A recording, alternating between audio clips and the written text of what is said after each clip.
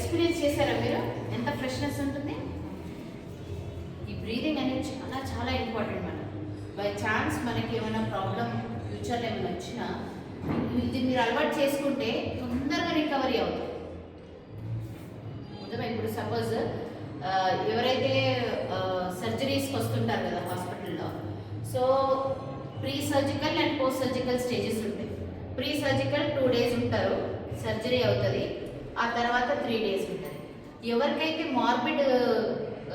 Morbid life style అంటే ఏమి activities లేకుండా ఉన్న మార్బిడ్ లైఫ్ స్టైల్ ఉన్న వాళ్ళకి రికవరీ 1 week దాకా అయిపోతుంది.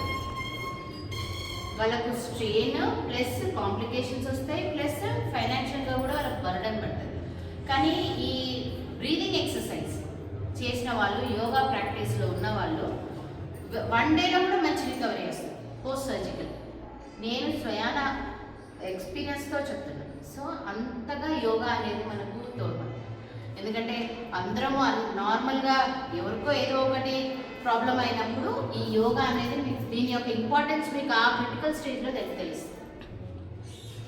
సో ఏదైనప్పటికీ కూడా మన వెయిట్ లాస్ లేకపోతే మన హెల్తీ లివింగ్ గురించో ఏదైనా కానీ యోగాకి మించింది వేరే లేదు. ఇప్పుడు సపోజ్ వెయిట్లో కూడా మనము జిమ్కి వెళ్తాం. ఎంతకాలం అని వెళ్తాం? జీవితకాలం వెళ్తామా? జిమ్ పీరియడ్ అయిపోయిన తర్వాత మళ్ళీ మన వ్యక్తిగత లైఫ్ స్టైల్ మనకే ఉంటుంది. Then again you put on weight. మళ్ళీ అది ఎన్నో రకాలు వచ్చినాయి, ఏరోబిక్స్ వచ్చినాయి, డాన్సెస్ వచ్చాయి. ఎన్నైనా తాత్కాలికం మాత్రమే.